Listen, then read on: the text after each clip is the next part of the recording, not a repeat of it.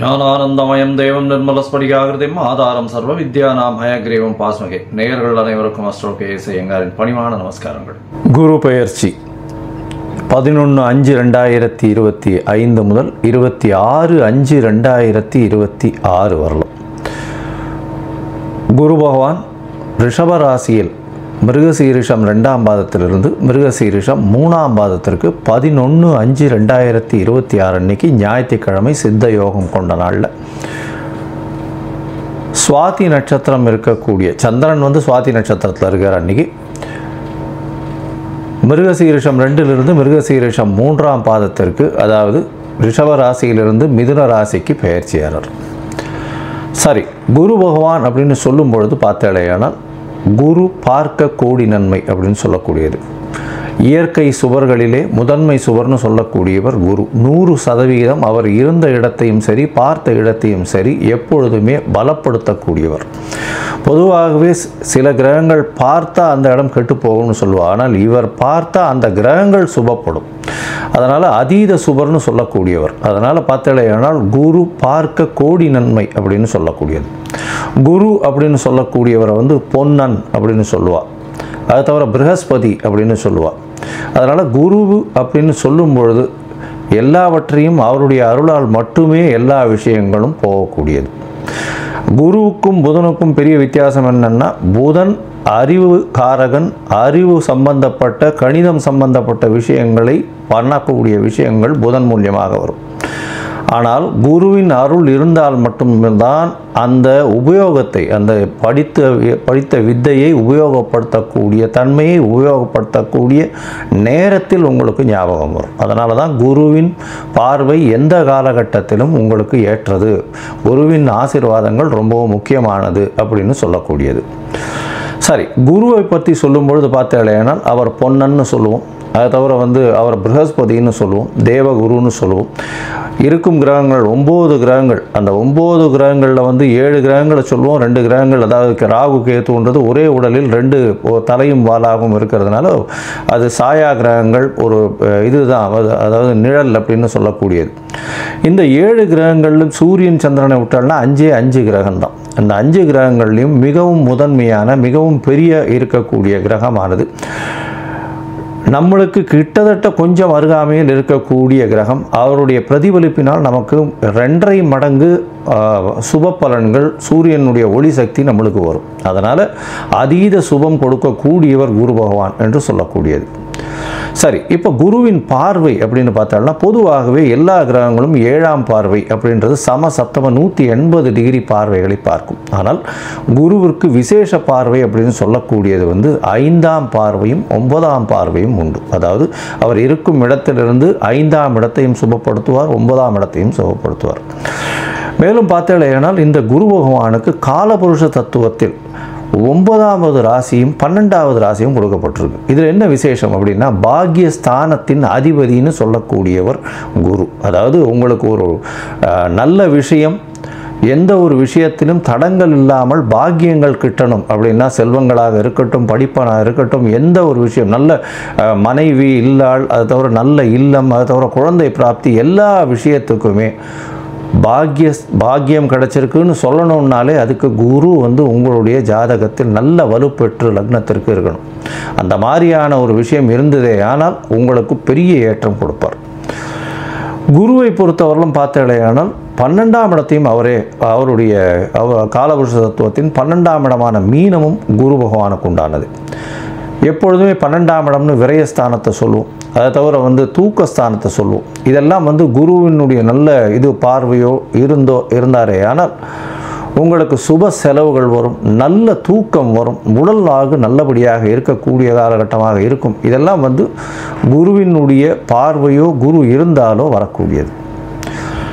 சரி, குரு பகவானை பொறுத்தவரையிலும் பார்த்தாலேயானால் அவருக்கு குரு அணி அப்படின்னு சொல்லக்கூடியது சூரியன், சந்திரன், செவ்வாய் மற்றும் குரு, இவர்கள் 4 பேர் ஒரு அணியாகவும், இவர்கள் அருள் அணி அப்படின்னு சொல்லக்கூடியதாகவும், பொருள் அணின்னு சொல்லக்கூடியவர் சுக்கிரனுடைய அணியாக, சுக்கிரன், புதன், சனி மற்றும் ராகு கேது இவர்கள் 5 பேரும் வந்து ஒரு அணியாகவும் இருக்கக்கூடியது. அதனால் குரு வந்து அதீத சுபத்துவர் 100% சுபத்துவர் குரு. அதற்கு அடுத்து சற்று கம்மியாக, அதாவது 80%, 75% சொல்லக்கூடிய அளவுக்கு சுக்கிரன் சிறந்தவர். அதே போல் பார்த்தாலேனால் அதீத சுபத்துவம் கொண்டவர் வந்து பௌர்ணமி சந்திரனும் தனித்த புதனும் சொல்லுவாள். மிச்சவா எல்லாருமே வந்து பாவர்கள்னு சொல்லக்கூடியது. சந்திரன் வந்து பௌர்ணமி சந்திரன், அதாவது வளர்பிறை சந்திரனோ பௌர்ணமி சந்திரனோ சுபராக கொள்ளக்கூடியது. அதுவும் வந்து அமாவாசையிலேருந்து வளர்பிறைன்னு பார்த்தோம்னா ஒரு 6 நாள் 7 நாளைக்கு பார்த்தோம்னா உங்களுக்கு வெளிச்சம் இருக்கிறதுக்கு வாய்ப்பு இல்லை. அதனால் அந்த காலகட்டத்தில் சந்திரனை எடுத்துக்க மாட்டான்.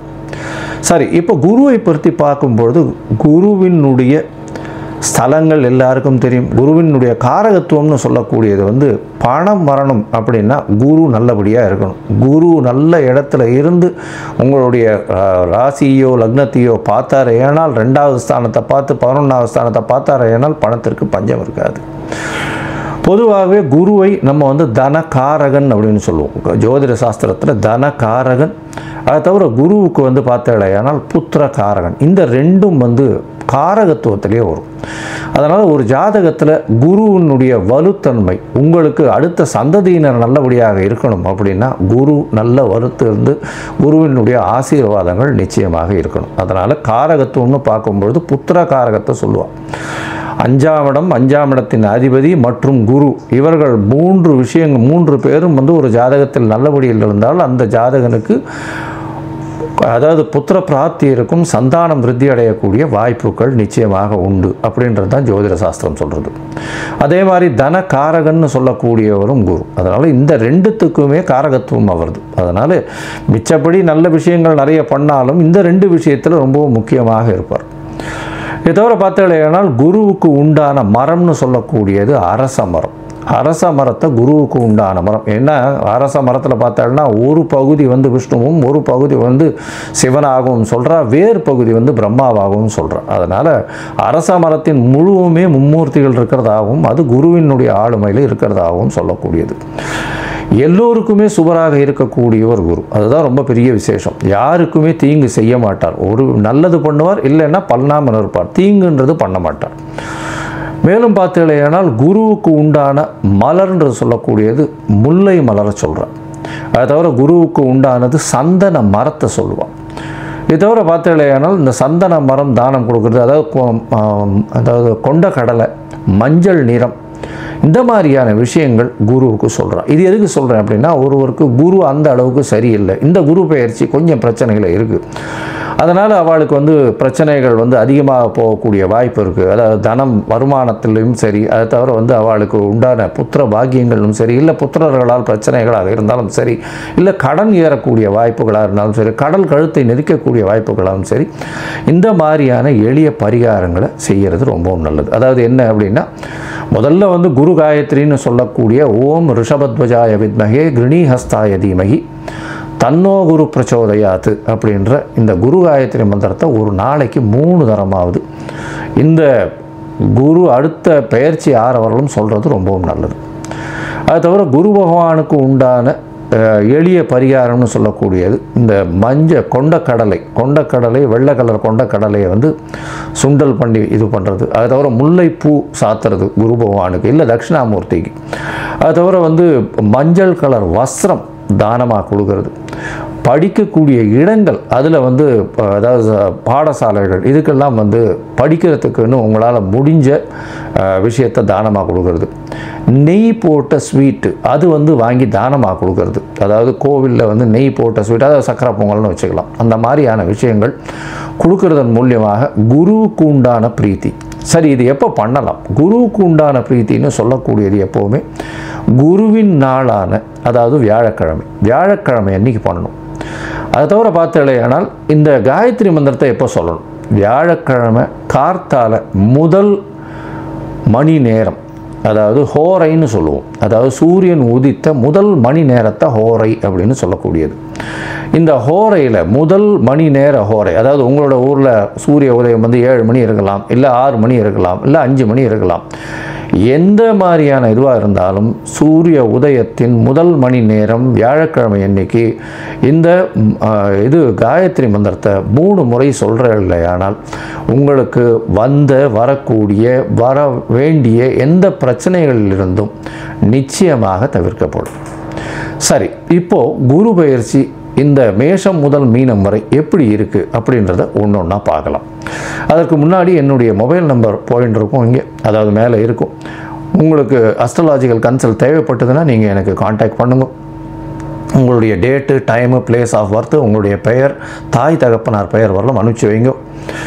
நான் உங்களுடைய ஜாதகத்தை போட்டு சந்தி இருக்கான்னு பார்க்குறேன். சந்தின்றது பார்த்தாலேயானால் மிருகசீரிஷம் 2ஆம் பாதம் நினச்சின்னு இருப்பா, 3ஆம் பாதத்தில் இருக்கும், ராசியே மாறிடும். இது நட்சத்திர சந்தி, நட்சத்திர பாத சந்தின்னு சொல்லுவோம். அதே மாதிரி லக்னத்தையும் பார்த்தாலும் அதே மாதிரி லக்னத்தில் பார்த்தாலேயானால் விசாக நட்சத்திரம் நினச்சின்னு இருப்பா, விசாக நட்சத்திரம் துலா ராசி நினச்சின்னு இருப்பா, விசாக நட்சத்திரம் விருச்சிக ராசியில் இருப்பா. அதனால் சந்தி முதல்ல பார்க்கணும். அதே மாதிரி நட்சத்திரங்கள் எந்த நட்சத்திர பாதத்தில் நிற்கிறா அப்படின்றத முதல்ல தெரிஞ்சுட்டு உங்களுக்கு நடக்கக்கூடிய தசாபுக்தி, அந்தரம், சூக்ஷ்மம் இதெல்லாம் எப்படி இருக்குன்றதையும் பார்த்துட்டு இப்போ நடக்கக்கூடிய மாறுதல்கள் என்ன ஒரு மாற்றத்தை ஏற்படுத்த போகிறதுன்றதையும் பார்த்து உங்களுக்கு உண்டான பலன்களை நான் சொல்கிறேன். அதற்கு உண்டான கட்டணத்தையும் போடுறேன். அதை அனுப்புங்க. அனுப்பிச்சதுக்கப்புறம் உங்களுக்கு அப்பாயின்மெண்ட் தரேன். இப்போது மேஷம் முதல் மீனம் வரை குரு பெயர்ச்சி 2025 11/5/2025 முதல் 26/5/2026 வரை பார்க்கலாம். மேஷ ராசியை பொறுத்தவரையிலும் பார்த்தோம்னா குரு பகவான், அதாவது உங்களுடைய ராசிக்கு 2ஆம் இடத்துல இருந்தவர் 3ஆம் இடத்துக்கு போகிறார். அஸ்வினி பரணி கிருத்திகை இந்த 3 நட்சத்திரம் உண்டான 9 பாதத்துக்கு உண்டான மேஷ ராசிக்காரர்கள் செவ்வாயினுடைய ஆதிக்கத்தில், மேஷ ராசியின் அதிபதினு சொல்லக்கூடியவர் செவ்வாய். சரி, 3ஆம் இடத்துல போகிறாரே, 3ஆம் இடம்னு சொல்லக்கூடியது மறைவு ஸ்தானமாச்சே. குரு போய் அங்கே போய் உட்காந்து அதுவா நம்மளுக்கு என்ன ஒரு இது இருக்கும் அப்படின்னு பார்த்தோம்னா மேஷ ராசிக்காரர்களுக்கு பெரிய ஏற்றத்தை கொடுக்க போகிறார். ஏன்னா 3ஆம் இடத்துல போய் அவர் உட்கார்ந்தாலும் 3ஆம் இடம்னு சொல்லக்கூடியது முயற்சி ஸ்தானம், வீரியஸ்தானம். முயற்சி ஸ்தானம்னு சொல்கிறது, வீரியஸ்தானம்னு சொல்கிறது இளைய சகோதர ஸ்தானம். அது தவிர வம்பு வழக்கு இந்த மாதிரியான பிரச்சனைகள் வந்ததுன்னா அதெல்லாம் சுமூகமாக தீரக்கூடிய ஸ்தானம். பொதுவாக 6ஆம் இடத்தை வம்பு வழக்கு சொல்லுவோம். இருந்தாலும் இந்த 3ஆம் இடம் அப்படின்னு சொல்லக்கூடியது தடைகளை தாண்டி வெற்றிகளை நோக்கி வெற்றி படிக்கட்டுகளுக்கு செல்லக்கூடிய வாய்ப்புகள் இந்த விஷயத்தில் ரொம்ப அதிகமாக இருக்கும். சரி, 3ஆம் இடத்துல இருக்கக்கூடிய குரு பகவான் உங்களுடைய இளைய சகோதரத்துக்குள்ள அந்யோன்யத்தை ஏற்படுத்தக்கூடிய வாய்ப்புகள் உண்டு. அதாவது அந்யோன்யம்னா ஏதாவது பிரச்சனைகள் ஏதாவது இருந்ததே ஆனால் ஒரு அமிக்கபிள் சொல்யூஷன் வரக்கூடிய வாய்ப்புகள் நிச்சயமாக உண்டு. 3ஆம் இடத்தில் இருக்கக்கூடிய குரு பகவான் மூலியமாக பார்த்தாலேயானால் உங்களுடைய புதிய முயற்சிகள் எல்லாம் கைகூடக்கூடிய வாய்ப்புகள் நிச்சயமாக உண்டு. அது தவிர 3ஆம் இடத்தில் இருக்கக்கூடிய குரு பகவான் ஏற்கனவே சொன்னது மாதிரி 5, 7, 9 பார்வை அவருக்கு இருக்கிறதுனால உங்களுடைய ராசிக்கு 7ஆம் இடத்தை பார்க்குறார், 9ஆம் இடத்தை பார்க்குறார். அது தவிர 11ஆம் இடத்தை பார்க்குறார். சரி, 7ஆம் இடத்தின் மூலியமாக என்ன பெரிய விசேஷம் அப்படின்னா குரு பார்த்தால் குரு பலம் வந்துடுத்து அப்படின்னு சொல்லக்கூடியது. திருமணத்திற்கு பார்த்து கொண்டு இருக்கக்கூடிய இளைஞர்களுக்கு கண்டிப்பாக திருமணம் கைகூடக்கூடிய காலகட்டம். ஏன்னா சப்தமஸ்தானம் அப்படின்னு சொல்லக்கூடியது திருமணத்தை சொல்லக்கூடிய ஸ்தானம். அதை குரு நோக்கினாலே போரும், நிச்சயமாக திருமண பாக்கியம் ஏற்படக்கூடிய வாய்ப்புகள் மிகவும் அதிகம். சரி, 7ஆம் இடம் அப்படின்னு சொல்லக்கூடியது உங்களுடைய நண்பர்கள், உங்களுடைய எதிர்பாலினத்தவர், அதாவது ஆணாக இருந்தால் பெண்ணையும் பெண்ணாக இருந்தால் ஆணையும் குறிக்கக்கூடியது. அது தவிர பார்த்தேனால் உங்களுடைய பார்ட்னர்ஷிப் கன்சர்ன், அதாவது இந்த பார்ட்னர்ஷிப் வியாபாரம் பண்ணுற கூட்டு தொழில் செய்பவர்கள் இவர்களுக்கெல்லாம் பெரிய ஏற்றத்தை கொடுக்கக்கூடிய காலகட்டம் குரு பகவானே 7ஆம் இடத்தை பார்க்கறதுனால. அதோடு பார்த்தாலேயானால் உங்களுடைய புகழ் ஏறக்கூடிய வாய்ப்பு. ஏன்னா 7ஆம் இடம் அழியா புகழை கொடுக்கும். 3ஆம் இடமும் சரி, 3ஆம் இடம்லேருந்து 5ஆம் பார்வையாக 7ஆம் இடமும் சரி அழியா புகழை கொடுக்கக்கூடிய காலகட்டம். அதனால் உங்களுடைய முயற்சிகள் ஏதாவது இருந்ததே ஆனால் நீங்கள் பண்ணீர்களே ஆனால் அந்த முயற்சிகள் மூலியமாக நிச்சயமான வெற்றி வாகை சூடி ஒரு அழியா புகழ் கிடைக்கக்கூடிய காலகட்டமாக அமைப்போகிறது. சரி, இப்போ உங்களுடைய ராசிக்கு 9ஆம் இடத்தை பார்க்குறார் குரு பகவான். அவருடைய இடத்தையே பார்க்குறார், அவருடைய வீடான தனுசு 9ஆம் இடத்தையே பார்க்குறார். இதன் மூலியமாக பார்த்தேனால் பாக்கியங்கள் அதிகமாக இருக்கும். என்ன சார் பாக்கியம்ன்றீங்க, என்ன பாக்கியம் இது அப்படின்னா, எந்த ஒரு விஷயத்திலும் தடங்கள் இல்லாமல் நீங்கள் நினைக்கக்கூடிய காரியங்கள் நடந்தது, அந்தந்த வயசுக்கு உண்டான விஷயங்கள் உங்களுக்கு வந்ததுனாலே அது பாக்கியம். அப்படி பார்த்தாலேயானால் இந்த குரு பகவான் இருக்கக்கூடிய காலகட்டத்தில் நீங்கள் நினைக்கக்கூடிய காரியம் நிச்சயமாக நிறைவேறும். அதுவும் உங்களுடைய வயதுக்கு ஏற்ற மாதிரி நினைக்கக்கூடிய காரியங்கள் கண்டிப்பாக நினைக்கக்கூடிய வாய்ப்புகள் உண்டு. அதனால் இப்போ வெளிநாடு போய் படிக்கணும்னு நினைக்கிறடா, பாக்கியம் அப்படின்னு சொல்லக்கூடிய 9ஆம் இடத்துல வந்து குரு பார்க்கறதுனால கண்டிப்பாக வெளிநாடு போய் மேல் படிப்பு படிக்கக்கூடிய வாய்ப்புகள் நிச்சயமாக உண்டு இந்த மேஷராசி குழந்தைங்களுக்கு. அதை தவிர பார்த்தாலேயானால் 9ஆம் இடத்தை குரு பார்க்கறதுனால தந்தையின் உடல்நிலையில் நல்ல ஒரு ஏற்றம் இருக்கக்கூடிய காலகட்டமாக அமையும். அதை தவிர தந்தையின் மூலியமாக சொத்துக்கள் வரக்கூடிய வாய்ப்புகள் நிச்சயமாக உண்டு. உங்களுடைய ராசிக்கு 11ஆம் இடத்தையும் குரு பார்க்குறார். 11ஆம் இடம் அப்படின்னு சொல்லக்கூடியது மூத்த சகோதர ஸ்தானத்தை சொல்லுவோம், லாபத்தை சொல்லுவோம். அதனால் பார்த்தீங்கன்னா 2வது திருமணத்தை பற்றி சொல்லுவோம். 2வது திருமணம், அதாவது கணவனோ மனைவி ஆணோ பெண்ணோ தனித்து விடப்பட்டு இருக்கும்போது 2வது திருமணத்துக்கு பார்த்து கொண்டிருந்தால் கண்டிப்பாக 2வது திருமணம் நடக்கக்கூடிய வாய்ப்புகள் நிச்சயமாக உண்டு. அதனால் 11ஆம் இடத்தை குரு பார்க்கறதுனால 2வது திருமண பாக்கியம் உண்டு. தொழிலில் அதீதமான லாபம் கிடைக்கும். லாபஸ்தானம்ன்றதும் அதுவும் வந்து குருவே பார்க்குறார். தனகாரகன்னு ஏற்கனவே சொல்லியிருக்கேன், அவரே பார்க்குறார். இதை தவிர பார்த்தாலேயானால் 11ஆம் இடத்துல சனியும் ராகுவும் வேறு இருக்கார். சனி பகவான் கும்பத்திலே இருக்கார். வாக்கிய பஞ்சாங்க பிரகாரம் 2026 தான் மாறுறார். அதுதான் கோவில்கள்லையும் ஃபாலோ பண்ணிட்டு இருக்கா. அதனால் பார்த்தாலேயானால் குருவின் பார்வை சனியை ரொம்பவும் ஏற்ற கொடுக்கக்கூடிய வாய்ப்பு. அதனால் வந்து அரசியல் இந்த மாதிரியான விஷயங்களில் இருக்கிறவா, மருத்துவம் பணியில் இருக்கிறவங்க, அதை தவிர வந்து ரியல் எஸ்டேட் இந்த மாதிரியான வியாபாரத்தில் இருக்கிறவங்க, அதை தவிர வந்து பார்த்தாலேயானால் இந்த நெருப்பு சம்பந்தப்பட்ட தொழில், இரும்பு சம்பந்தப்பட்ட தொழில், அதை தவிர கன்ஸ்ட்ரக்ஷன் இந்த மாதிரியான விஷயங்கள், அதை தவிர வந்து சமையல் கலை வல்லுநர்கள், ரத்தம் சம்பந்தப்பட்ட தொழில், இதிலெல்லாம் பார்த்தோம்னா நல்ல ஒரு ஏற்றம் கிடைக்கக்கூடிய காலகட்டமாக அமைய போகிறது. நிறைய ஒரு மாற்றங்கள் கிடைக்கும். அதுவும் வியாபாரத்தில் பெரிய ஏற்றம் கிடைக்கக்கூடிய பாக்கியம் நிச்சயமாக இருக்கும். எந்த ஒரு விஷயத்தை தொடும்பொழுதும் உங்களுக்கு பணம் வரக்கூடிய வாய்ப்புகள் நிச்சயமாக உண்டு. சரி, மொத்தத்தில் பார்த்தாலேயானால் மேஷ ராசிக்காரர்களுக்கு பெரிய ஏற்றம் கிடைக்கும். 3ஆம் இடத்தில் இருக்கக்கூடிய குரு உங்களுக்கு எல்லா முயற்சிகளிலும் வெற்றி தருவார். இளைய சகோதரர்கள் மூலியமாக எல்லா விதமான விஷயங்களிலும் வெற்றி கிடைக்கக்கூடிய வாய்ப்பு. திருமணம் கைகூடக்கூடிய வாய்ப்புகள் நிச்சயமாக உண்டு. கூட்டு தொழிலில் வெற்றி பெறக்கூடிய பாக்கியம் நிச்சயமாக இருக்கும். நண்பர்கள் மூலியமாகவும் எதிர்பாலினத்தவர் மூலியமாகவும் நல்ல ஒரு பெரிய வெற்றி செய்தி கிடைக்கக்கூடிய வாய்ப்புகள் நிச்சயமாக உண்டு. பாக்கியஸ்தானத்தையும் குரு பார்க்கறதுனால வெளிநாடு சென்று படிக்கக்கூடிய பாக்கியம், மேல் படிப்புக்காக வெளிநாடு போகக்கூடிய பாக்கியம், தந்தையின் உடல்நிலையில் நல்ல ஒரு ஏற்றம் இருக்கக்கூடிய காலகட்டம். இந்த காலகட்டத்தில் தந்தையின் சொத்துக்கள் வரும். அதாவது மாதிரி ட்ரெடிஷ்னலாக இருக்கக்கூடிய பிஸ்னஸில் உங்களையும் வந்து இன்வால்வ் பண்ணுவாங்க. நீங்களும் வந்து ஒரு போர்ட் ஆஃப் டைரக்டராகவோ இல்லைன்னா அந்த இதில் பார்ட்னர்ஷிப்பில் உள்ளே போகிறதோ அந்த மாதிரியான விஷயங்கள், தந்தை நடத்தக்கூடிய வியாபாரத்தில் நீங்களும் உள்ளே போவீங்க. இது ஒரு பெரிய ஏற்றத்தை கொடுக்கும். அது தவிர பார்த்தாலேயானால் 11ஆம் இடத்தை குரு பார்க்கறதுனால கண்டிப்பாக 2வது திருமணத்திற்கு பார்த்து கொண்டிருப்பவர்களுக்கு 2வது திருமணம் ஆகக்கூடிய வாய்ப்புகள் உண்டு. அது தவிர பார்த்தாலேயானால் உங்களுக்கு லாபங்கள் அதிகமாக இருக்கும். செய்யும் தொழிலில் பெரிய ஏற்றம் கிடைக்கக்கூடிய வாய்ப்புகள் நிச்சயமாக உண்டு. பண வரவிற்கு பஞ்சம் இருக்காது. எடுத்த காரியங்கள் எல்லாமே வெற்றி பெறக்கூடிய வாய்ப்புகள் இருக்கும். இந்த வருஷத்தில் பார்த்தாலேயானால், அதாவது இந்த காலகட்டமான குரு பெயர்ச்சியான 11/5 26/5/2026 வரலும் உண்டான ஒரு வருஷத்தில் ஒரு முறையாவது நீங்கள் வந்து திருச்செந்தூர் போயிட்டு வாங்க. திருச்செந்தூர் போயிட்டு வந்தாலேயானால், அங்கே முருகப்பெருமான தரிசனம் பண்ணிட்டு வந்தீங்களேயானால் உங்களுக்கு எல்லா விதமான ஏற்றங்களும் மாற்றங்களும் நிச்சயமாக நடக்கும். மஞ்சள் வஸ்திரம் தானம் கொடுங்க. அதை தவிர கொண்ட கடலை வந்து சுண்டல் பண்ணி கொடுங்க. அது தவிர வந்து பாடசாலையில் இருக்கக்கூடிய படித்த புரோகிதர்களுக்கு உங்களால் முடிஞ்ச வேஷ்டி, அதாவது வஸ்திரங்கள் தானம் கொடுங்க. மொத்தத்தில் இந்த மேஷராசிக்காரர்களுக்கு 95 விழுக்காடு இந்த குரு பெயர்ச்சியின் மூலியமாக பெரிய ஏற்றமும் மாற்றமும் உங்கள் வாழ்வில் நிச்சயமாக வரும்.